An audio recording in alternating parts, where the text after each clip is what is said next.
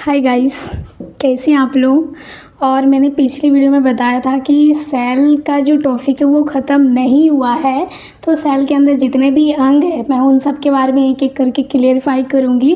तो आज मैंने ये 3 टॉपिक लिखा हुआ जो मैंने पहले से ही लिखा हुआ ताकि थोड़ा जल्दी जल्दी हम लोग कर सकें। तो ये 3 चीज़ें मैं आज इस टॉपिक में क्लियरिफाई करूँगी कि कौन क्या है और किसका कौन क्या काम करता है सेल के अंदर। ठीक है, तो आज मैंने 3 टॉपिक लिया है, सेल वॉल, सेल मेम्ब्रेन और माइटोकॉन्ड्रिया के बारे में। तो एक एक करके हम लोग जानेंगे कौन किसका क्या काम है और कौन कहाँ प्रेजेंट रहता है सेल में। ठीक है, तो ये सेल का ही टॉपिक है गाइज, ये आप दूसरा टॉपिक नहीं है, सेल के अंदर ही रहता है ये सारी चीज़। ठीक है ना, ये सेल का ही एक पार्ट है, सेल के अंदर ये सब चीज़ें होते हैं और ये सेल का ही एक पार्ट है। ठीक है, तो आज सबसे पहले सेल वॉल से बात करेंगे। सेल यानी कोशिका भित्ति से हम लोग एक एक चीज़ इसका समझेंगे और ये कहाँ रहता है और इसका काम क्या है और ये किस चीज़ से बना हुआ रहता है।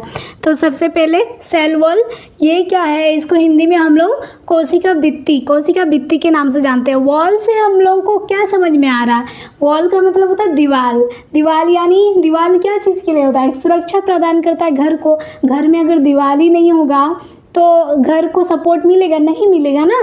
तो मतलब ये कवरिंग टाइप का करते हैं, कवर करके रखता है किसको, सेल को। तो ये जो कोशिका भित्ति होती है, जो सेल वॉल होता है, present in only plant cell. देखो यहाँ सेल भी 2 टाइप के होते हैं, एक है प्लांट सेल और एक आता है एनिमल सेल। तो ये जो सेल वॉल है ना, ये जो कोशिका भित्ति है ये सेल वॉल में पाया जाता है। और ये जो सेल वॉल है ना, कोशिका भित्ति जो है वो सेलुलोज का बना होता है। किससे बना होता है, सेलुलोज का बना होता है। और इसका बेसिकली काम क्या है सेल वॉल का, ये क्या करता है, सेल को सुरक्षा एवं आकार प्रदान करता है। क्या करता है, सुरक्षा यानी इसको सपोर्ट करता है। अगर हम लोग का स्किन ही नहीं रहेगा तो हम लोग का अंदर का मसल जो है उसको प्रोटेक्ट कैसे रखा है, हम लोग का बॉडी को एक टाइप से क्या है, प्रोटेक्ट करके रखा है, ये चमड़ा, ये स्किन। ठीक उसी प्रकार ये जो सेल वॉल है ये प्लांट में पाया जाता है, तो उसको एक टाइप का प्रोटेक्ट भी करता है और इसको आकार भी प्रदान करता है। तो बेसिकली ये क्या है, सेल है और इसके बाहर एक लेयर रहता है, उसको हम लोग सेल वॉल यानी कोशिका भित्ति के नाम से जानते हैं। देखो गाइस, ये मैंने पहले से ही लिखा हुआ है, तो आप लोग ऐसा नहीं है कि आप इस चीज़ को रटने का उद्गम नहीं है, यहाँ समझना है आप लोगों को। अगर आप लोग रटोगे तो फिर काम नहीं चल पाएगा, आप एग्ज़ाम तक उस चीज़ को लेके नहीं चल पाएंगे। देखो, पढ़ने का मेन स्ट्रेटेजी ये है कि आप पढ़ रहे हो। देखो, कौन कितना पढ़ता है वो उतना मैटर नहीं करता है, जो एग्ज़ाम तक कैरी करके लेके जाता है वो मैटर करता है। ठीक है ना, तो आप इन सब चीज़ों को रटना नहीं है, बस समझना है। और अगर नहीं समझ में आएगा उस चीज़ को बार बार देखो बस, ठीक है ना, तो वही करना है। तो यहाँ मैंने पहले से ही लिखा हुआ है और मैं एक एक करके बस सबको ही समझने का कोशिश करो। ठीक है, रटना बिल्कुल भी नहीं है। उसके बाद चलो टॉपिक में आते हैं। उसके बाद आता है सेल मेम्ब्रेन यानी कोशिका झिल्ली। ये जो सेल मेम्ब्रेन है इसका और एक नाम है प्लाज्मा मेम्ब्रेन। क्या नाम है इसका, प्लाज्मा मेम्ब्रेन। ये दोनों में पाया जाता है, ये पादप और जंतु दोनों में पाया जाता है ना। ये पादप कोशिका और ये जंतु कोशिका दोनों में पाया जाता है और ये बेसिकली प्रोटीन का बना हुआ रहता है।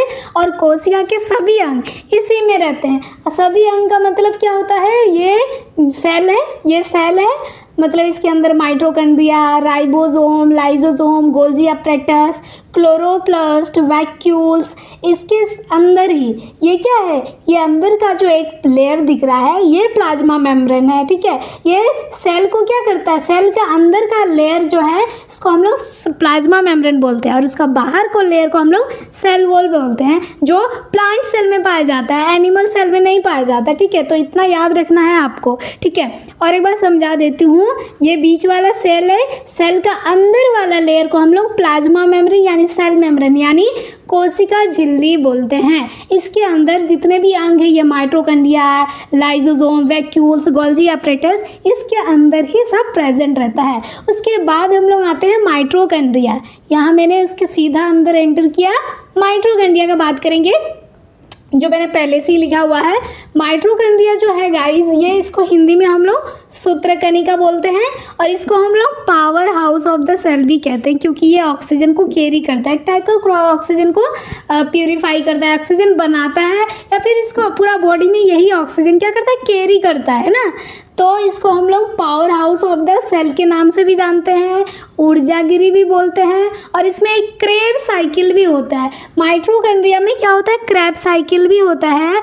और माइटोकॉन्ड्रिया का बेसिकली काम क्या है, ये कोशिका के अंदर क्या करता है, ऑक्सीजन को लेके जाता है गाइज। हम लोग ऑक्सीजन लेते हैं, ऑक्सीजन से हम लोग का गला से होते हुए अंदर जो भी पार्ट है उससे होते हुए कोशिका में क्या करता है, एंटर करता है, ठीक है।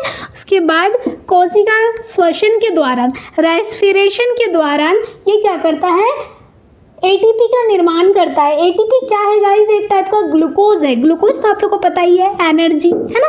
उसी एनर्जी से ये क्या करता है, ऑक्सीजन बनाता है और उसको पूरा बॉडी में क्या करता है, सप्लाई करता है। इसीलिए हम लोग माइटोकॉन्ड्रिया को power house of the cell के नाम से भी जानते हैं। ये एटीपी का निर्माण करता है। एटीपी क्या है, एक ग्लूकोज है, एक एनर्जी का फॉर्म है, और इसका फुल फॉर्म है guys adenosine triphosphate. Adenosine triphosphate है ना।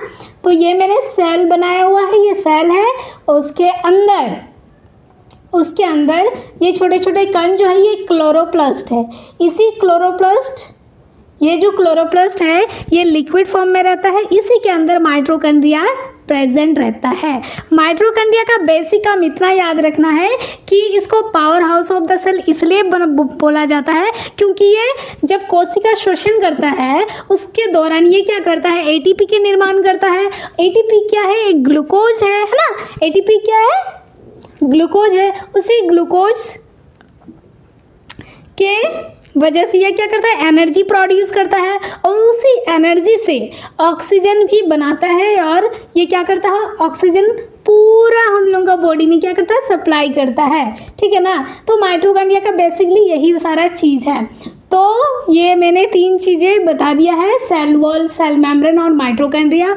और भी बहुत सारी चीज़ें हैं जो मैं अगली वीडियो में बताने का कोशिश करूँगी, क्योंकि ना सारा चीज़ अगर इस वीडियो में ऐड करेंगे ना तो वीडियो काफ़ी लंबी हो जाती है, तो ऐसे बहुत सारे दिक्कतें आते हैं। तो ऐसे मतलब लंबा क्लास ना ऐसे बोरिंग सा लगता है। तो मैंने, और आजकल गर्मी भी बहुत लग रहा है गाइस, मेरे रूम में ना फ़ैन भी नहीं है, कुछ भी नहीं है, बहुत गर्मी लगता है। तो ऐसे मैंने इसीलिए ऐसे टुकड़ों में किया हुआ। सेल जो टॉपिक है वो बहुत लंबी टॉपिक है, अगर एक साथ सारी चीज़ें अगर पढ़ेंगे ना तो आपको ऐसा ऊपर ऊपर ही सब कुछ पार हो जाएगा। सो मैंने इसीलिए ना सेल का जो टॉपिक है मैंने उसे वो टुकड़ों में करके मैं ऐसे कंप्लीट करवाऊंगी। होने से आपको लगेगा भी कि नहीं कि ये बहुत लंबा टॉपिक है, ठीक है ना। तो पिछला वीडियो में मैंने सेल के बारे में पूरा डिटेल में बताया था, सेल के अंदर कौन कौन से अंग प्रेजेंट रहता है वो बताया, और आज मैं उन्हीं 3 चीज़ों के बारे में बताई। और भी बहुत सारी चीज़ बाकी है, लाइजोसोम, वैक्यूल्स, क्लोरोप्लास्ट है ना, और भी बहुत सारी चीज़ें हैं, तो मैं और दूसरा वीडियो में बताऊँगी, ठीक है। तो आज के लिए हम लोग इतना ही। आप लोग एक स्क्रीनशॉट ले सकते हैं इसका।